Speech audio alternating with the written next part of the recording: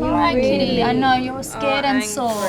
A frightened cat has been rushed into the Bondi Referral Hospital sash with a suspected snake bite. How are we going to handle you? But examining Dougal is going to be very difficult. Gives me a fright every time. This cat has apparently been found next to a black snake, and according to the owners, he's got a swelling on his face. The problem is he is seriously angry and we cannot get near him. Far out, you're crazy, kitty. This is not funny because snake bites are actually really serious, but Dougal's owners are refusing to appear on camera. I think they're embarrassed by his behaviour. Well, he's in there. You're going to be fun, aren't you? So I think our only option is to give him an anaesthetic with gas. Lisa now has to get Dougal into the anaesthetic chamber. We should have a first aid kit. The question is, can the team do it without casualties?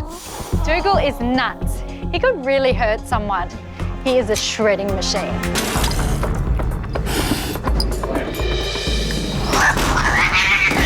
Got him? Yep. All right. Let you have it. Ah, takes 3 people to wrestle a 5-kilo cat. Isn't that just great? It's taken a few minutes, but Dougal is finally under my control, and now I can actually start looking for the bite site. The problem is we've already lost valuable time, and if Dougal has been bitten by a black snake, then that venom is already attacking his system. I think we've definitely got some soft swelling over here, and 2 puncture wounds over there. With puncture wounds found, Lisa has the evidence she needs to start giving Dougal the anti-venom treatment. Give him 5 minutes for those meds to kick in. He can't even lift his head and he's growling already. Not a happy camper. Even though everyone's having a laugh about Dougal's personality and how aggro he is, it actually is quite a serious situation. So normally we give it over half an hour, but we'll just go a little bit slower in him. I just don't want him to have a reaction.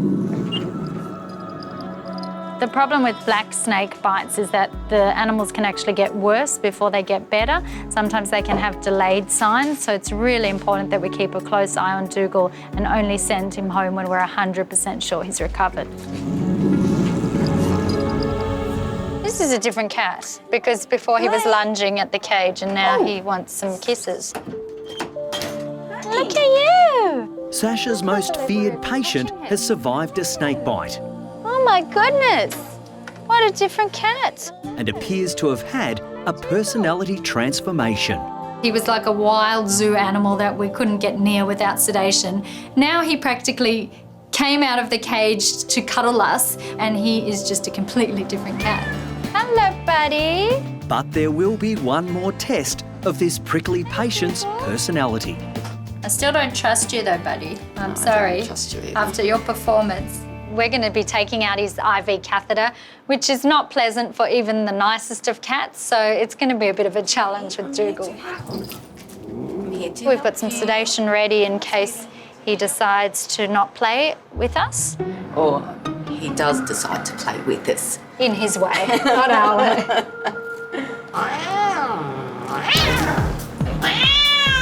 We are... Nearly done. 1, 2, 3. Come on, Dougie. All right, just a Band-Aid. Worst is over. It's all over. I'm always happy to see my patients go home because it means that they're better, but I don't think Dougal's going to be on my Christmas card list. And I've given him strict instructions that he needs to be a good boy to his family. He really needs to keep the only friends that he's got. So, Dougal, you happy to be leaving us at Sash? Please don't come back.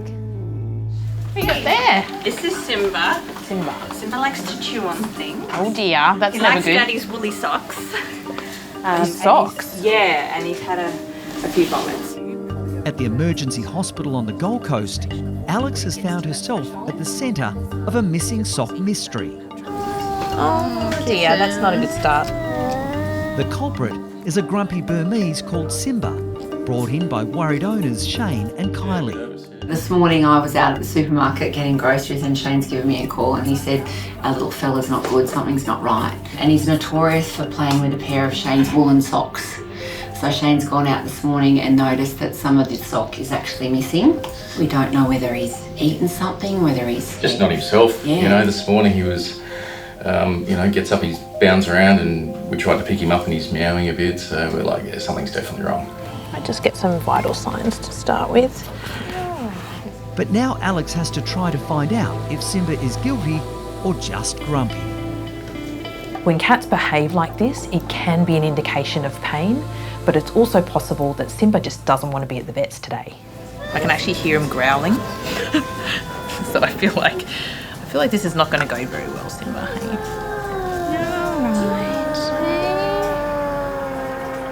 Problem with cats like this, they've got like a tolerance point. Once we get past that point, he's going to explode, I reckon. Okay. I think what we might do before we go any further is probably just get some sedation on board before he gets to that threshold. Give him a chance to chill out, and then we'll figure out a plan. Good boy. Done. Oh, so great. Good boy. If Simba has eaten his dad's sock, it's very serious. We could be talking about emergency surgery here. Oh, mate. What are you going to do today? You're going to find it hard to find that sock if you're not going to be happy with us. Right, let's check on your little man. How you going in there? You chilled out a little bit? Hey, are we going to be friends now? Alex is still trying to get to the bottom of a mysterious missing sock and needs to find out if 8-year-old Simba is the culprit. Simba spent a lot of time in hospital when he was younger, so he is not a fan of vets. And Shane warned me he can go from 0 to 100 in the blink of an eye. So we've decided we're going to do all of the diagnostics while he's asleep. Hey, mate. You're a bit more friendly while you're sleepy. Yeah. You seem beautiful and soft. Now we can actually touch him. You're not completely asleep, are you, Simba? In general, cats are pretty sensible with what they put in their mouths, but Burmese do have a reputation, so the possibility that he has eaten something, it's there. I can hear you purr. Yeah, I'm not sure it's purring. I reckon he's swearing under his breath at us, actually. Alex first wants to do an ultrasound to see if the sock shows up in Simba's intestine. Oh, mate, that beautiful coat of yours. It's all got to go. It'll grow back. An intestinal obstruction in an animal can seriously damage the bowel. It can be life-threatening. All right, let's have a look. So if it is a sock, especially a big woolly sock, chances are we're going to see it on the ultrasound. We're looking for any evidence of what we call dropout, which is where the ultrasound waves can't go through, and that can be an obstruction, an object, a sock or something else. Okay, well, I'm not seeing anything. I don't think there's a sock in there. So the ultrasound's clear, which is good news. There's nothing that I'm seeing that looks like a sock or any other blockage. I think we should do an X-ray, just to be sure. Yeah.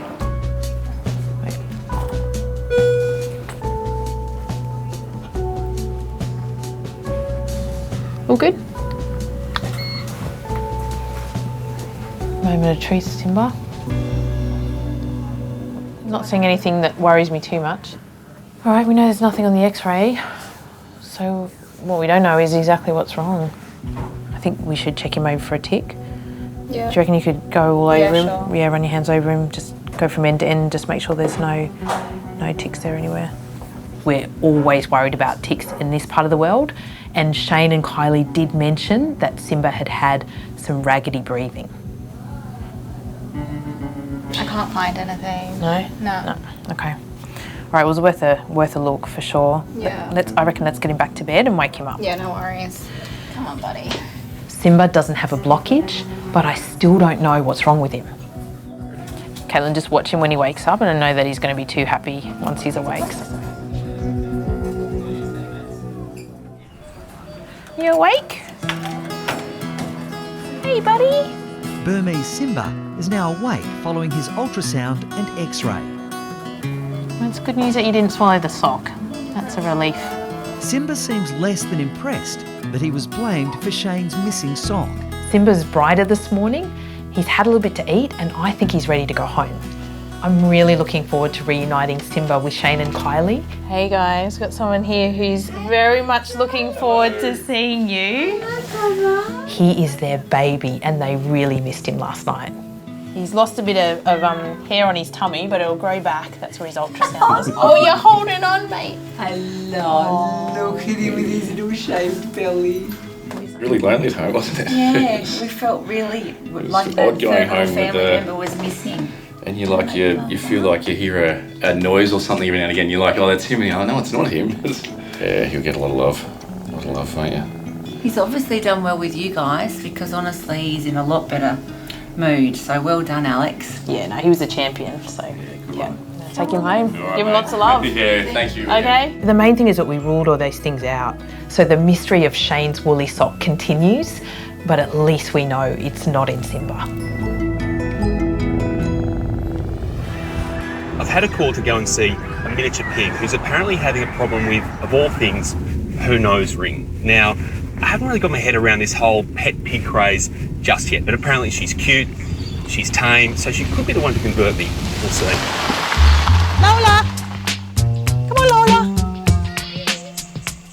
Lola is a 2-year-old miniature pig and a spoilt pet. He's a lovely piggy. You want to tickle Lola? Well, I've always wanted a pig. Don't ask me why, but I just have an affinity for pigs, I think. So indulged is Lola, this is how she celebrated her 2nd birthday. But it's not just cake that Lola loves to get stuck into. She's now broken her baby nose ring and is ripping up the lawn with her snout. My husband hates this. If this goes on much longer, she's pork chops. I have had problems finding a solution locally. None of the vets would come out, but a friend suggested Dr. Chris, and he's been kind enough to say he'll come out.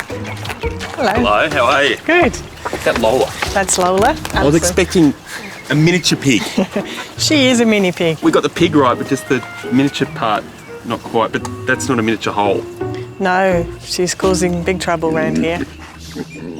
A nose ring for a pig might seem like something that's almost cosmetic, but it's actually far from it. It's quite practical. What it does, it stops them from digging because it actually forces the pressure when their nose goes through the soil, through the middle part of their nose, which for them feels uncomfortable.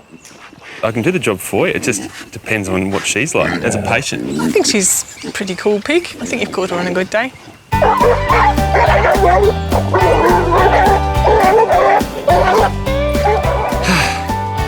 Okay. Just a little scuffle. Oh, it's going to be easy.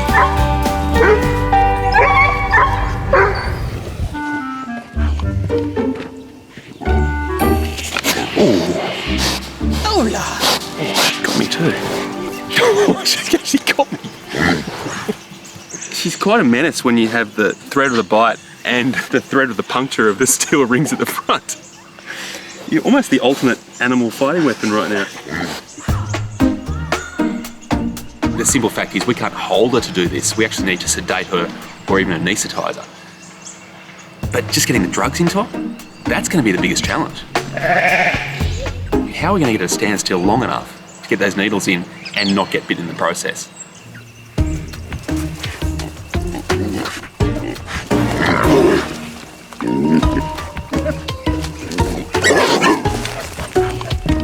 No, didn't quite work out.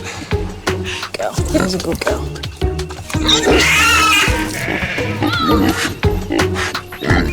It's 2 needles now. Her skin's just too tough, so we need a change in strategy altogether. We've got to be more forceful. That's the sound of an angry pig. She's flipped it out with her tail. Smart. All points so far to the cunning Lola.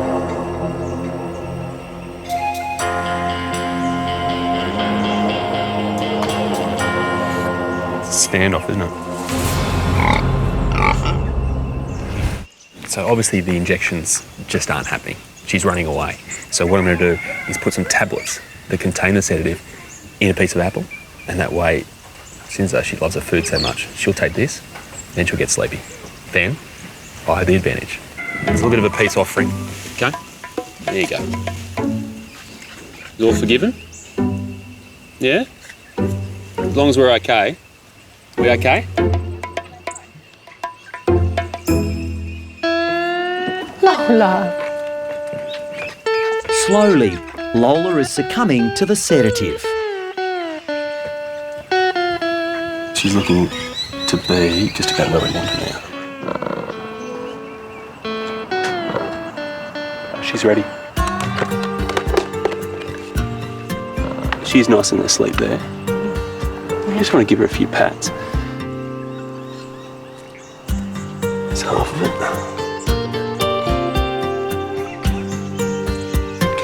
Right, there we go. This just goes in here.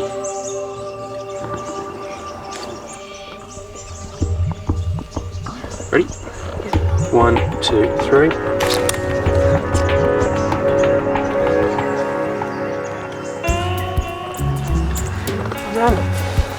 And you look.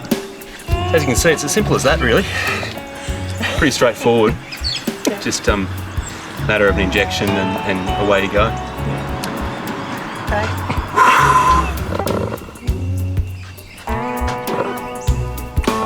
See you later. There's good news for Lola. The new nose ring is working, and she's stopped digging up the garden. My husband has settled down and we're expecting Lola to live a long and happy life with us.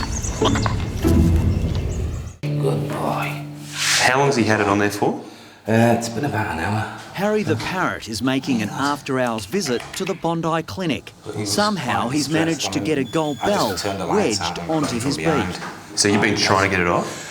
We tried it all, me and my other half, but to no avail. But helping a stressed-out bird with a bling problem is not going to be easy. The hardest aspect of getting this bell off is the fact that Harry doesn't like being held. Come on. How do you get a bell off a beak from a bird that doesn't like being touched? That's a challenge. He likes to chew beads, so we're getting like mixed bags of beads, and I think the bell was in there. All right, so I'm going to have to find a way here of basically catching him with my hands, but securing that beak, because that beak is quite powerful, even though it's got the bell on it. Oh yeah. I mean, you know about it when it gets you. The more Harry flies around, the more stress he puts on his whole system, and the more difficult it becomes for me. If we're going to get that bell off, it has to be quick, otherwise stress can kill Harry. This will be a tricky operation. Once the bell is dislodged, Harry could easily swallow it and choke. I'm just going to start by trying to lift up these little burrs here on the bell. Come on, Harry. No, Harry, don't swallow it. Don't swallow it.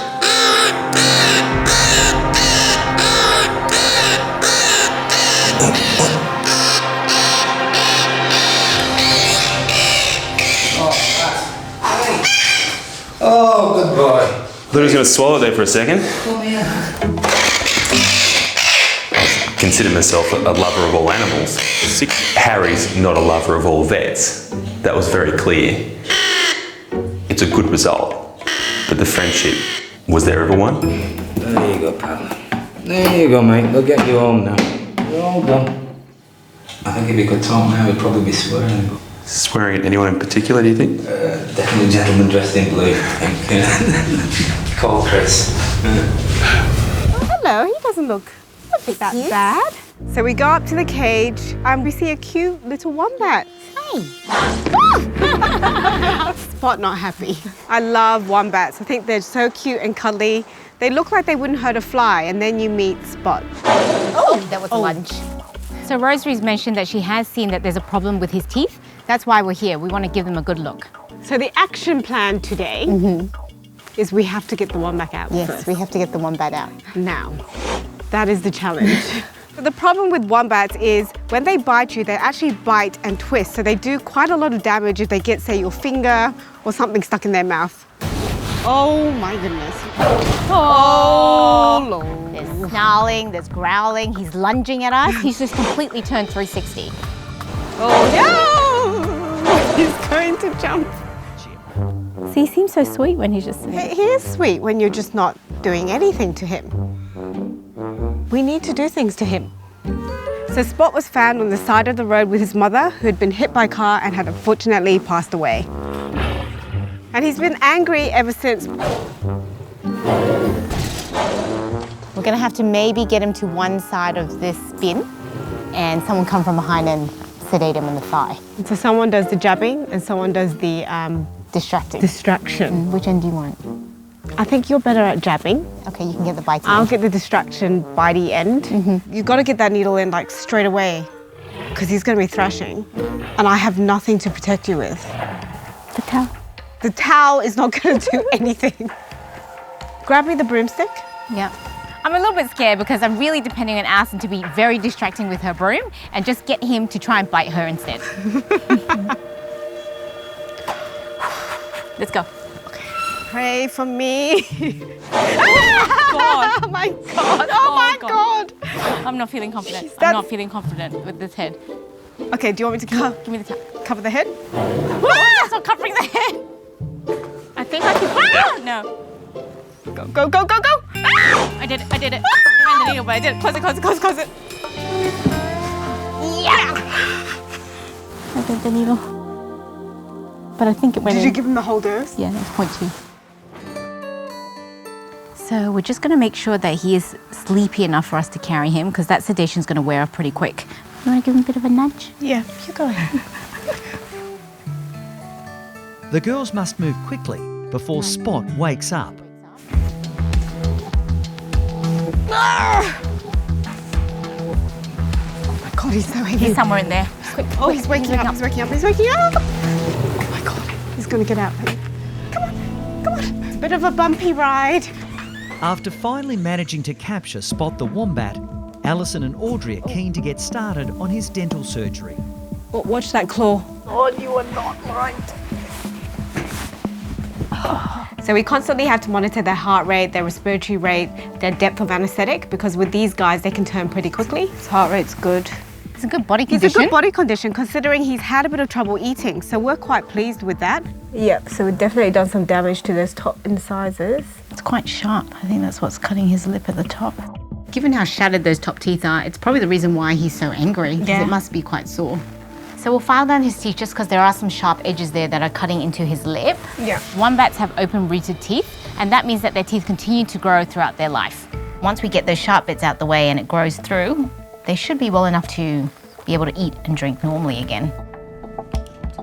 So as we're using the electric drill to file down those teeth to make it nice and smooth, we've got to make sure that we don't overheat the surface. So I'm getting Alison to just dribble some water onto the surface of the teeth, and that should drill away nicely for us. He's getting light. Can you turn him back on, please? So we're just going to keep analysing his depth, and as soon as we feel like he's getting light, we'll put the mask back on for a little bit. It's vital that Spot stays sedated so he doesn't wake up and bite Audrey's hands. I've only got a little bit more to do on that side, and then I'm happy. Yeah, it's pretty good. So I'm pretty happy with what we've done today. Those teeth feel really nice and smooth. There's no sharp edges there that are going to cut into his lip when he's trying to eat. So I think he'll feel a lot more comfortable now. Okay. Back to where you were before, like nothing happened. It's so hard looking at him now to think how aggressive he was. And he's so cute right now. He looks like an angel just sleeping there. Good night, Spot. Sleepy sleep. So it's great that this is now done, so that once he's recovered, he can be safely released back into the wild. Here we go, buddy. Sleepy sleep. I don't know if this is a joke or not, but I've just had a call to a family that has been bailed up in their house by a lizard. I don't know how big the lizard it is, what sort of lizard it is, even if it is a lizard, it could be a snake. But we've got to get there, help out the family, and try and end this standoff. Glenn, isn't it? Glenn, yeah. All right, I'm Chris. This is Barry. Oh, nice to meet you. You too. What have we got here? We were a bit worried. We didn't know what it was. We didn't want to get bitten or anything like that, so we thought we'd better bring the professionals and get them to come out and have a look at it. As Chris and wildlife expert Barry try to corral the home intruder, they're relieved to find out they're hunting a water dragon and not a snake. Water dragons generally aren't dangerous, except when they're threatened. If they're cornered, then they will try and strike out with their claws, or they can even inflict a bit of a bite.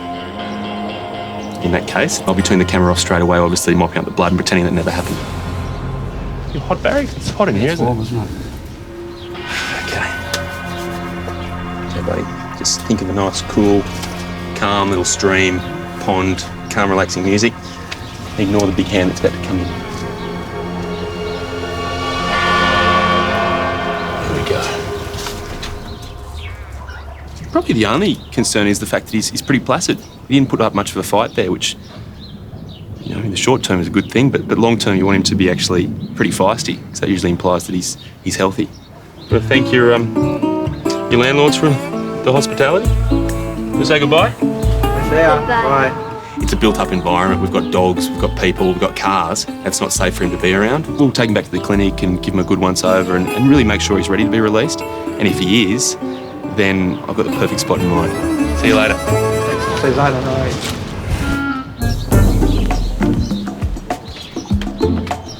All right, so it's a brown snake.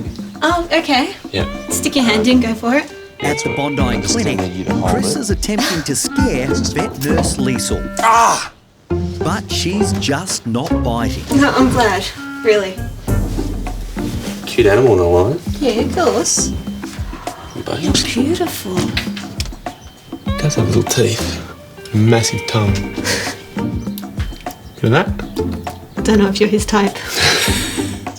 You can just play it slow first of all. I think so. Maybe dinner first. I'm looking for a few things here, most importantly the gum colour. I want to make sure that he's nice and pink. That just tells me that his circulation's working well and that he's got enough nutrients. You can tell a lot about his level of hydration too. If he's lacking in saliva or if his saliva is very dry and tacky, then he's going to be really dehydrated. Whereas here he's got quite a bit of saliva floating around. And if...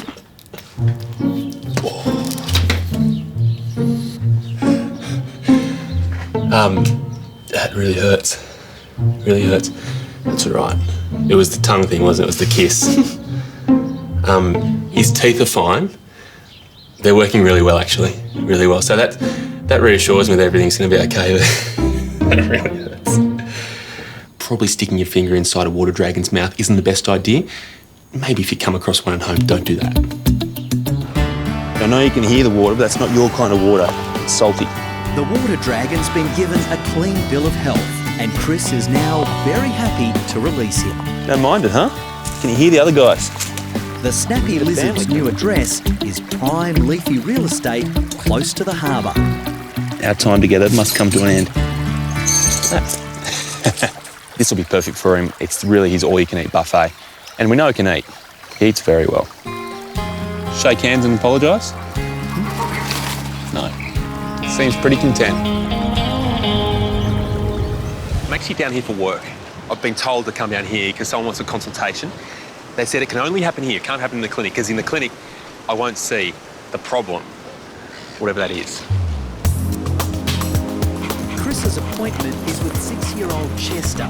The West Highland Terrier is suffering from a weird phobia. Thanks for coming down, mate. That's all right. Good to see you. Hey, Jesse. Yes. Yeah? This is Chester? This is Chester. The dog with a problem. The dog with a problem, absolutely.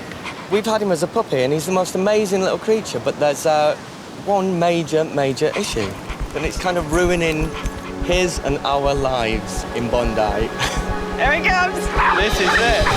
This is it. Wow. Oh. There lies his issue. That's it. Issue. Yeah. Skateboarders. Suddenly, this cute little dog has become a monster. He's coming within inches of grabbing those guys' legs and biting them. And the look on his face just says, if I get you, I'm going to tear you to pieces. Who rides skateboards? kids. Kids, exactly. So he's aggressive towards kids. Exactly. In a really weird sort of a way, in Chester's mind, there's this imminent danger of the skateboarder attacking them with this really forceful sound. What does he do? Each time he barks at the threat leaves. He's the hero. He scraped the end of his nail. That just shows you how forcefully he's actually going at those skateboarders. He's actually digging those nails in and then he lunges.